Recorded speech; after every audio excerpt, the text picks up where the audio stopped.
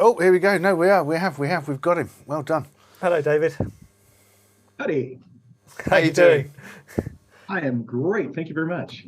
Good. So, David, tell us a little bit about Spectra Logic. Many people would have heard of you, of course, but others might not have done. And then we can discuss what you might be showcasing at IBC this year. Oh, sure. Absolutely. So, yeah, Spectra is actually a 40-year-old private company out of the U.S. For those that are international, we're in Colorado, right in the center, in the Rocky Mountains, near Boulder, Colorado. We're probably most well known for our storage solutions. So we've been selling disk, tape, cloud storage, and storage solutions of the like into, of course, this market, media entertainment, as well as genomics and high performance computing and such for, like I say, 40 years. It was started by the boss in his college dorm room at the University of Colorado, just a few miles up the street. Mm. Fantastic. So what's new? What's going to be new at IBC? You bet. I am really looking forward to this. We did, NAB just a little bit ago, but it's going to be nice getting back into the swing of shows for sure. And we're excited about showing everybody what we have to offer. And as I mentioned a minute ago, we're probably most well known for physical storage that we've been providing for years and years. And we've got tape libraries and disk systems and kind of every major network and post-production house and around the world. We're pretty well versed in that side of things. But over the last 10 years or so, we've been really getting into not just object storage, but storage management. So we are really excited to be the world leader now in migrations. One of those things that I wasn't sure it was actually a market all to itself, but you'd be surprised how many customers want to migrate from, you name it, tape to disk, or tape to cloud, or from a Diva or a FlashNet system onto a modern object storage system, or those sorts of things. But we've also just in the last year launched the world's first real on-prem multi-site, multi-cloud object storage system. So we can take workflows and make them just seamless, regardless of where you're using data or what kind of editors or post-processing you're doing anywhere in the world, and give them access to the same data and let them work on it, with the same namespace and the same pool of data using a single object store. And we're seeing lots of customers want to go, use some services in Amazon and some in Azure and some in Google, and then store some things locally, and just making all of that work together is what we do. And so those are the kind of folks we're looking to talk to. Making hybrid work for everyone who works in a completely different way each time. Yeah, and what's funny is even the long-term customers that we talk to, every time you talk to them, they go, "Hey, I got this new workflow, and we want to integrate this new country, and that's found a new process that they want to touch." And we go, "Hey, no problem. We'll just stand up another node there and make them part of the family and give them access." And it's a really amazing time to see the development. It's not just working on things in different places; it's using those services in different clouds. If you guys aren't doing the AWS reInvent show in December, where they talk about just amazing things that they're pouring into this industry, transcode, facial recognition. It's actually a little creepy what they can do, show a video and that guy's got a criminal record, it's unbelievable what they can do. But integrating that right into a workflow and be able to use all those things really dynamically is really critical. And it's critical that everybody have the ability to do that, not just the big companies. It's one thing for NBC or CBS or something to do it, but man, there's hundreds of small companies that want to leverage those same capabilities, and that's what we're here to do. So, David, your job title is Vice President of Product Management and Solutions. Now, this, as you're describing it, this must be an ever-changing scenario, and I guess it's your job to keep on top of it. How do you manage how people are changing their workflows, constantly? Yeah, absolutely. And I've got a really capable team that works for me, the system architects worldwide, who, most of the time we actually they go out with the salespeople, but they really are consultants, and they're there to try to help make our customers successful. Of course, along the way, we help our sales guys by pulling in some money as well. But we're out there to make sure that everybody kind of gets exposure to the same modern technology, and we're our goal really is not talking about, what do you need this year? Of course, we've got that. We got big NAS boxes, and for the people that want tape, I've got tape. It's still a really good business. But we're looking at, what does your entire workflow need to look like over the next 10 years? And how do we set you up so that you can be successful and have the opportunity to, I don't really need 3 clouds right now. I just got this one I'm working with. Okay, that's fine. But let's set a system up that gives you that flexibility so you can push a button and change that workflow into anything you want it. So that changing workflow, honestly, is what makes the job fun. If you go back 5 years, you remember 5 years ago, 10 years ago, when somebody was talking about storage, it was all about, well, how fast is that disk? Or oh, that's boring. I mean, who wants to do that? So this is a lot. Absolutely. Yeah, different limitations now. Yeah. So, David, I'm sure this is not your first IBC. Give us a top tip that you might want to share with people, or maybe a place you like to go when you're not at the show. Oh, strangely enough, I was just thinking about this morning. There's a little pub right across the street. It's the Chipmunks, Nobble and Bobble. Okay. They have the best schnitzel. They have the German listeners are going to have to close their ears for a minute. But they have the best schnitzel I've ever had anywhere in the world. Yeah.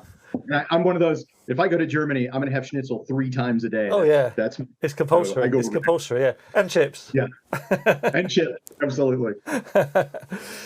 David, it's been a pleasure talking to you. Thank you very much for your time, and have a safe journey to Amsterdam. And we're looking forward to seeing you at IBC. Thanks. I look forward to it. It's going to be a lot of fun. It absolutely is. Thank you very much. Okay, and we have our last official guest. Yep. Of the day, which John's just getting Christina ready from Stingr. Now, I don't think we've spoken to Stingr before, so that should be quite an interesting one. Do you? But anyway, you made it. So, just while John's doing that, make sure you subscribe to the channel, even if you're watching on demand. We do lots of content on the channel. We do a weekly news roundup. Which not always weekly, but we call it our weekly roundup, featuring all the news that's been going on in the industry.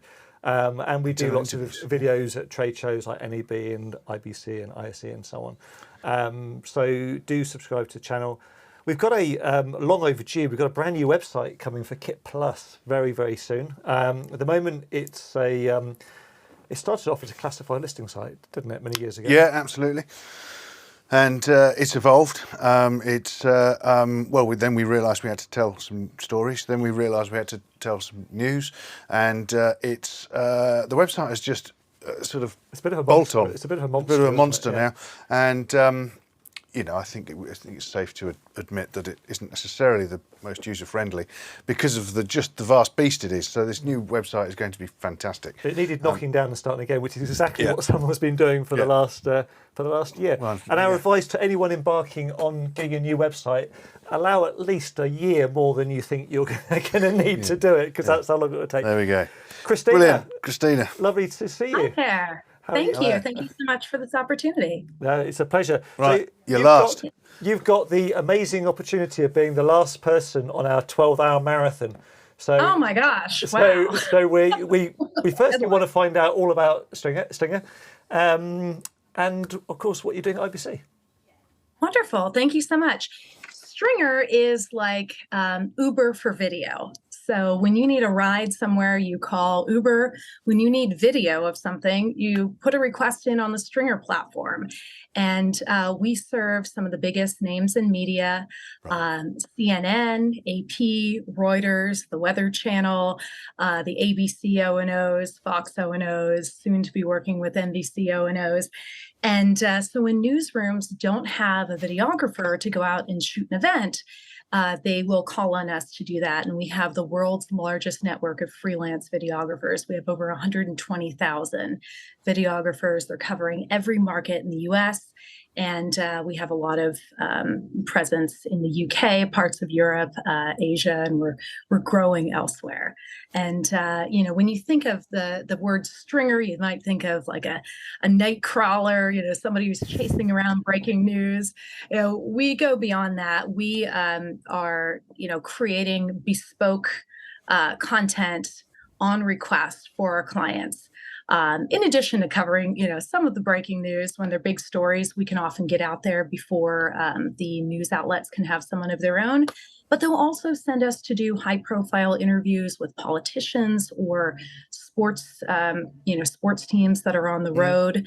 And so at IBC, we don't have a booth this year because we weren't quite sure, what we'd be doing at the show. But I'll be spending a lot of time at the beach. So if anybody wants to come down, glad to buy you a drink and test your video. So it's probably about €50 for a big can of Heineken that is really difficult to pour. But we'll be there.